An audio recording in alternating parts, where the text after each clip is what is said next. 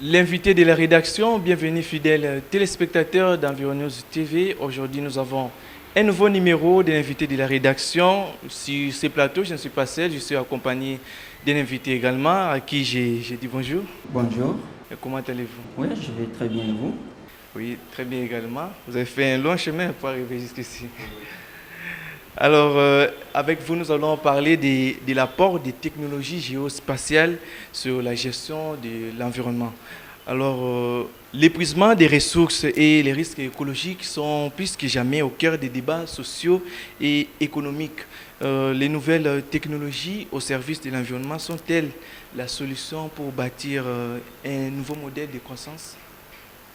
Bon, je dirais que quand on parle des nouvelles technologies, surtout quand on parle du numérique, on voit ça dans deux sens. Il y a du côté positif et du côté négatif.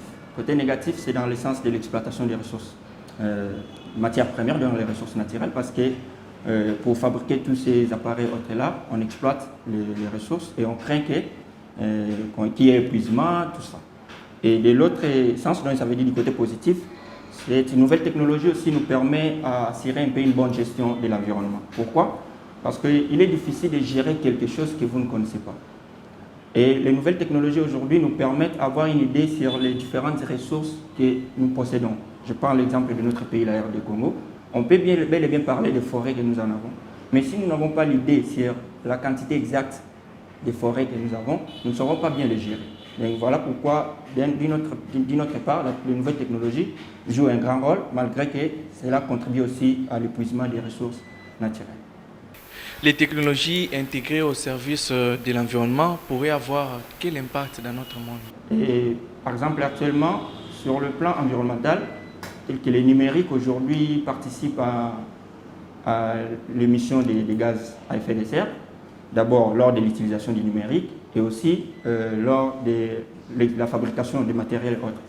Mais cela joue aussi un grand rôle, par exemple aujourd'hui avec les technologies géospatiales dont nous parlons aujourd'hui. Il y a des outils tels que les systèmes d'information géographique, il y a des outils tels que la télédétection appliquée avec ces logiciels et autres, qui permettent d'avoir une idée sur les ressources que nous disposons, qui permettent d'analyser un peu afin de prédire ce qui pourra arriver. Souvent, nous sommes habitués à attendre que le mal arrive pour que nous intervenions. Mais grâce à ces nouvelles technologies, grâce aux technologies géospatiales, nous pouvons avoir une idée et puis faire la modélisation. Par exemple, comment a été exploitée cette forêt dans les années antérieures et quelle est la quantité de la forêt actuellement et qu'est-ce que nous pouvons faire dans les jours à venir. Alors, parlez-nous un peu de votre axe d'intervention dans votre plateforme et ce que vous faites. En fait, au sein de RFS Consulting, c'est d'abord un cabinet de consultance, un bureau d'études environnementales et d'ingénierie. Nous évoluons dans les domaines des études, conseil, expertise et ingénierie, dans ce qui concerne la gestion de l'environnement, l'aménagement du territoire, l'ingénierie forestière, et ainsi que la branche où nous avons mis à côté l'encadrement scientifique, où nous accompagnons les scientifiques, que ce soit des chercheurs, des étudiants, dans la maîtrise des outils. Parce qu'on a compris qu'on peut bel et bien avoir la connaissance de la science, mais si on n'a pas la maîtrise des outils, on a du mal à bien réaliser nos travaux. Parce que les outils nous permettent par exemple d'acquérir les données, à stocker et traiter ces données. Mais si vous n'avez pas de données, comment pourrez-vous réaliser vos projets ou travaux d'études scientifiques? Et qu'est-ce qui vous a motivé à s'engager dans cette lutte? Dans cette lutte, d'abord, je suis environnementaliste de formation et j'ai compris que l'informatique, le numérique est venu donner un coup de pouce dans ces domaines-là. En Afrique, nous sommes à un grand retard, juste parce que nous ne sommes pas avancés sur le plan technologique. Nous ne disposons pas assez d'outils qui peuvent nous permettre d'avoir des informations qu'il faut, soit des informations actualisées sur nos ressources. On peut créer, là nous avons des forêts, mais quel est l'état ou quelle est la quantité de ces forêts actuellement? Personne ne connaît. Juste parce que nous n'avons pas des outils qui nous permettent d'avoir ces informations-là, soit à les actualiser de temps en temps. Et on peut savoir quel genre d'études menez-vous et comment fonctionnez-vous? Nous menons des études environnementales telles que les études d'impact environnemental et social, les études paysagères, les études de faisabilité des projets agroécologiques, agroforestiers. Et nous avons un système de consultance. En fait, nous travaillons avec une équipe de consultants répartis en deux catégories, les consultants nationaux et internationaux. Nationaux, ça veut dire les Congolais, ainsi que les internationaux. Donc, en fait, nous avons beaucoup plus préféré travailler avec des jeunes aujourd'hui qui ont un peu accepté le numérique, qui ont accepté la nouvelle technologie, parce que c'est ce qui nous permet de se différencier avec les autres. On peut bel et bien faire les études environnementales, mais si on ne se base pas sur les outils qui permettent aujourd'hui à mener des activités un peu concrètes, des études un peu avec des réalisations beaucoup plus performantes, on risque de revenir sur le même point. Parce qu'on a bel et bien parlé de l'environnement dans notre pays. Il y a beaucoup d'environnementalistes, il y a beaucoup de travaux sur la gestion de l'environnement, prenons sur l'assainissement, mais il n'y a pas de changement sur le terrain. Pourquoi? Parce que nous sommes restés beaucoup plus sur le plan théorique, trop de textes, mais l'applicabilité est moins. C'est pourquoi nous travaillons beaucoup plus avec des jeunes qui ont aussi, en dehors de leur connaissance de la science, se basent sur la maîtrise des outils, donc les outils de la technologie géospatiale. Dans cette maîtrise des outils, on peut savoir quelques réalisations que vous avez déjà eu à mener et à faire. Oui, nous avons travaillé dans quelques projets. Par exemple, pour la ville de Kinshasa, dernièrement, nous avons proposé un projet pilote au Jardin botanique de Kinshasa, où nous avons essayé un peu de mettre en place une plateforme numérique afin de représenter, géolocaliser les différentes essences, soit des espèces végétales qui se trouvent dans le jardin, avoir une idée sur l'état du jardin les années antérieures et comment est l'état de la couverture actuellement, ce qui permet par exemple au dirigeant d'avoir une idée sur la gestion de son jardin. Nous avons aussi travaillé avec un consultant qui est au Niger sur une étude de l'impact de la dynamique des espèces. Par exemple, avec le changement climatique, il y a beaucoup d'espèces qui sont menacées et dont on ne retrouve plus sur leurs lieux habituels. Ces espèces-là, il y a un peu de dynamique. Donc, avec cette étude-là, en fait, on s'est référé aux variables bioclimatiques grâce au logiciel des sites de télédétection appliqués, afin de déterminer quelles sont les zones propices où ces espèces-là peuvent bien évoluer. Et cela joue un grand rôle sur le plan reboisement parce qu'on comprend directement avec telle espèce, telle variété, on peut faire le reboisement sur telle zone. Alors sur les projets que vous avez soumis pour les jardins botaniques, quelle était la suite? Jusque-là, nous sommes toujours en cours de négociation avec les responsables de là. Nous espérons que tout marchera bien parce qu'ils ont vraiment bien accueilli cette idée d'actualiser tout ce qui est comme données géospatiales du jardin botanique. Et lorsque vous travaillez avec ces étudiants sur les différentes formations du numérique par rapport à l'environnement, qu'est-ce que vous retrouvez comme faille et puis qu'est-ce que vous apportez en plus dans ce qu'ils font? Oui, avec les étudiants, souvent, nous avons mis en place un programme spécialement dédié aux scientifiques, RFS Academia, où nous accompagnons les scientifiques, en fait, chercheurs comme étudiants et comme professionnels. C'est que nous avons compris que, c'est comme je l'ai dit, beaucoup de nos étudiants, bien sûr qu'ils ont la connaissance de la science, mais la maîtrise des outils, ils n'en ont pas. Nous avons y encadré d'autres étudiants, par exemple, son sujet parle d'une zone, mais il n'a pas d'idée sur cette zone-là.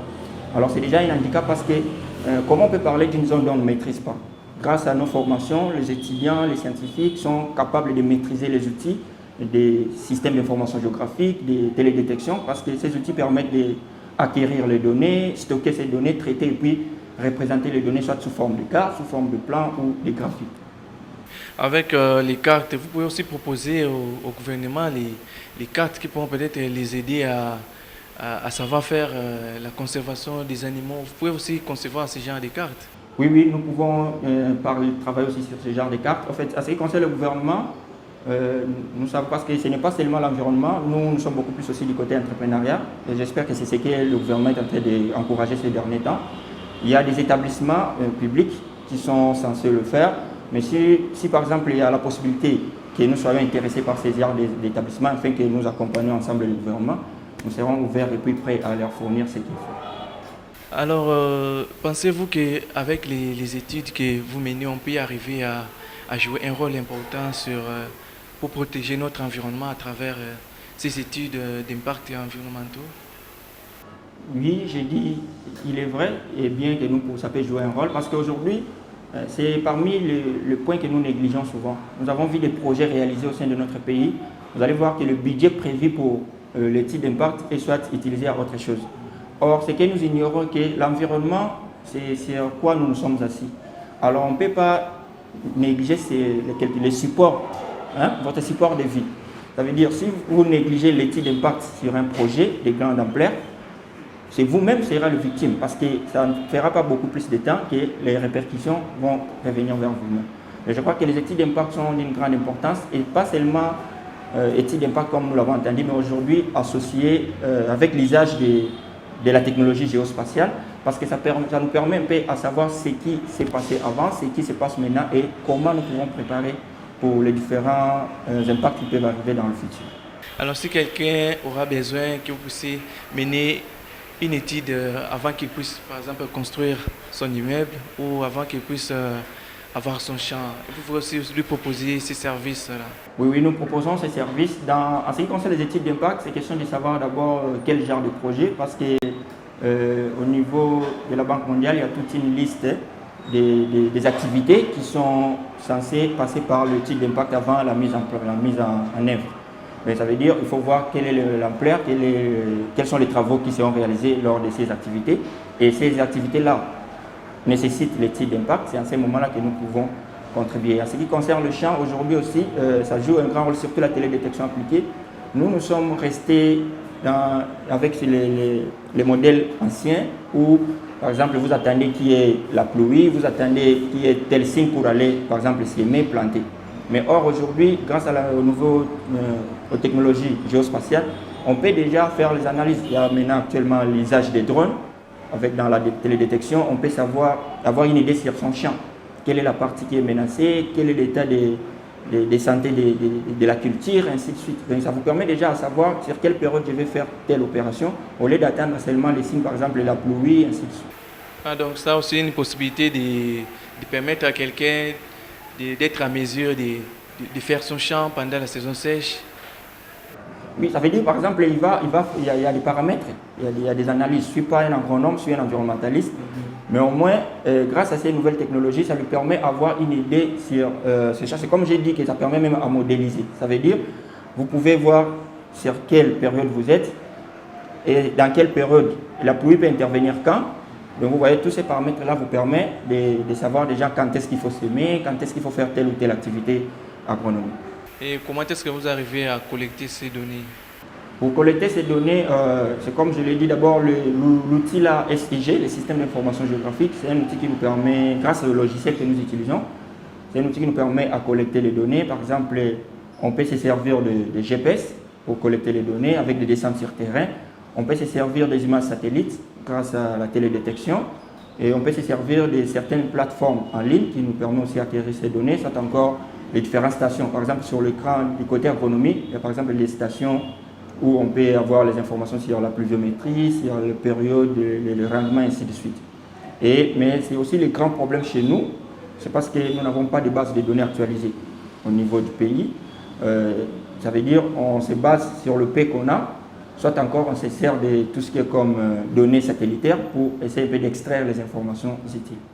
Vous pouvez nous expliquer l'une des images que vous avez là? Vous pouvez nous expliquer un peu une des cartes? Oui, par rapport aux cartes que nous avons là, la première carte c'est une carte de géolocalisation. En fait, on a accompagné une étudiante au niveau de Lubumbashi en ligne et il fallait géolocaliser là où elle a fait son stage. La société Rilco, on a essayé de géolocaliser, représenter ça sur le plan cartographique et puis à côté indiquer sur la vie aérienne de la zone. Donc vous voyez que même quelqu'un qui n'est jamais arrivé là, il a déjà une idée complète de la zone où l'étudiant a fait son stage. Et l'autre carte que nous avons présentée, c'était juste à titre de projets pilotes, afin d'inciter les responsables du jardin de voir un peu les bons côtés des technologies géospatiales. Nous avons réalisé une carte du jardin botanique où nous avons représenté un peu les différentes espèces dans chacune des parcelles. Nous avons utilisé par exemple les GPS ainsi que les autres applications mobiles pour essayer de géolocaliser chacun des arbres et puis les représenter. À côté, nous avons aussi représenté les différentes images, les vies aériennes du jardin quittant de 2005 en 2020, de voir un peu la situation de la couverture végétale, comment ça évolue.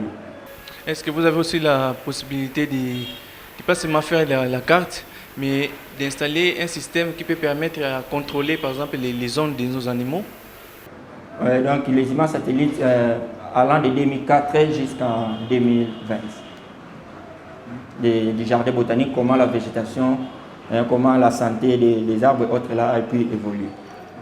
Donc est-ce que, en dehors des études, est-ce que vous avez également la possibilité de pouvoir contrôler les zones de nos animaux pour qu'on ne dise pas, voilà, tel animal appartenait au Congo, mais ça traversait en Angola. Et lorsqu'on veut aller les chercher, voilà, ça crée des créations. Est-ce que vous avez la possibilité de mettre en place un matériel qui pouvait savoir répertorier les animaux dans leur site? Aujourd'hui, tout est possible avec la technologie et avec les experts qui sont dans le domaine. Dans la boîte, nous avons plusieurs consultants. Il y a ceux qui sont forts en programmation, qui peuvent mettre en place des plateformes, par exemple numériques. Et là, j'espère que vous êtes en train de parler dans le cadre des suivis. Donc ça veut dire que tout ça est possible. C'est juste question qu'il y ait des moyens, parce qu'aujourd'hui, gérer l'environnement, on peut le dire. Si nous n'arrivons pas à faire grand chose, c'est parce qu'il n'y a pas assez de moyens disponibles de ce côté. Alors, qu'est-ce qui devait être fait au niveau du Congo? Au niveau du Congo, moi je pense que nous devons d'abord commencer par mettre en place des structures, soit des infrastructures qui nous permettront d'avoir d'abord les informations sur ce que nous disposons comme ressources au sein du pays. Nous sommes restés sur des textes. On nous dit par exemple nous avons autant de minerais, nous avons autant de forêts, autant de ceci, mais concrètement aujourd'hui des données actualisées nous n'en avons pas. Mais si nous pouvons d'abord commencer par disposer des outils qui nous permettent d'acquérir ces données-là, à savoir qu'est-ce que nous avons et comment les gérer, parce qu'on ne peut pas gérer quelque chose qu'on ignore. Donc, par exemple, ce qui s'est passé dernièrement sur la rivière Kassai, si par exemple nous étions avancés sur le plan technologique, nos scientifiques devaient déjà mettre en place et publier des choses. C'est vrai qu'ils sont informés, ils se basent peut-être de leurs connaissances théoriques qu'ils ont, mais si par exemple il y avait des appareils autres qui permettront d'avoir des informations exactes de ce qui se passe sur la rivière Kassai, on pouvait déjà même estimer jusqu'à quand et quelle sera la gravité de l'impact de tout ce qui s'est passé là. Et qu'est-ce qui a manqué pour qu'on soit en mesure de pouvoir détecter ça bien avant? Moi je pense que, bon, je ne vais pas trop entrer du côté tout ce qui est comme politique, mais je pense que c'est un problème de financement des recherches chez nous. Cela est un peu négligé. Donc si on pouvait accompagner le domaine des recherches, je pense que ça jouera un grand rôle. Nous sommes encore à l'étape où on attend que le mal arrive pour intervenir, ce qui n'est pas le cas dans d'autres pays. Dans d'autres pays, ça veut dire qu'il y a déjà des recherches, il y a même le gouvernement qui se focalise sur ce que publient les scientifiques, soit des étudiants. Mais vous savez, comme vous savez bien que moi, qu'il peut y avoir des fans ici, vous ne verrez pas les gens aller se précipiter pour savoir qu'est-ce qu'on a publié et qu'est-ce qu'on peut lire sur ces documents-là. C'est ça le vrai problème chez nous. Est-ce que RS Consulting a un espace limité? Est-ce que vous pouvez être en mesure de cartographier l'ensemble du territoire national? L'ensemble du territoire, en ce moment ici, je dirais non, parce que c'est un grand travail et surtout aussi que ça revient aux établissements publics. Parce que nous ne voulons pas, jusque-là, nous ne voulons pas trop entrer du côté tout ce qui est comme carte politico-administrative. Nous nous limitons sur des cartes analytiques. Nous nous focalisons beaucoup plus sur la science. Donc ça veut dire, sur la science, qu'est-ce que nous pouvons apporter? Quel est l'apport de cette technologie-là géospatiale? Alors, en quoi se résume la performance de votre plateforme? Je pense que la performance de RFS Consulting se résume sur d'abord son personnel, en fait, son équipe de consultants. Nous avons des consultants, en plus de leur connaissance de la science, qui se focalisent sur la maîtrise des outils. Mais nous nous basons sur le numérique, sur la technologie géospatiale, avec les outils tels que le système d'information géographique, la télédétection et autres. Donc, ça veut dire que nous avons des consultants qui sont prêts à innover leurs connaissances et à chercher à maîtriser les nouvelles technologies. Pensez-vous que la population a un rôle à jouer dans cet équilibre entre l'environnement et les technologies en dehors du monde scientifique? Oui, je dirais oui. D'abord, vous savez, quand on parle de l'environnement, quand on parle de développement, ce n'est pas facile de réussir si vous n'associez pas la population, les concernés. Je pense que la population a un grand rôle à jouer dans cet équilibre-là, que ce soit la technologie et l'environnement. Parlant de l'environnement, si on peut revenir sur, par exemple, l'assainissement de la ville de Kinshasa, grâce à la technologie, par exemple, grâce au numérique, la technologie géospatiale, nous pouvons mettre en place des plateformes numériques, des cartographies dynamiques, qui permettaient, par exemple, à identifier les différents endroits probables où on peut placer des poubelles publiques, ou soit quelles sont les poubelles pirates qu'on peut éliminer. Et dans ça, avec ce genre de technologies, avec ce genre d'outils, on peut se servir de la population. Aujourd'hui, nous avons presque chacun un smartphone. Ça veut dire que la population peut jouer un grand rôle en fait d'identifier où se trouvent les poubelles pirates, ajouter tout ce qui est comme information, et puis faire parvenir cela au niveau du serveur, au niveau de là où on va gérer la base de données. Et c'est cela qui permettra maintenant de décider Parce qu'on ne peut pas décider sur une ville si on ne maîtrise pas assez de données, si on n'a pas assez de données sur les domaines dont on veut travailler.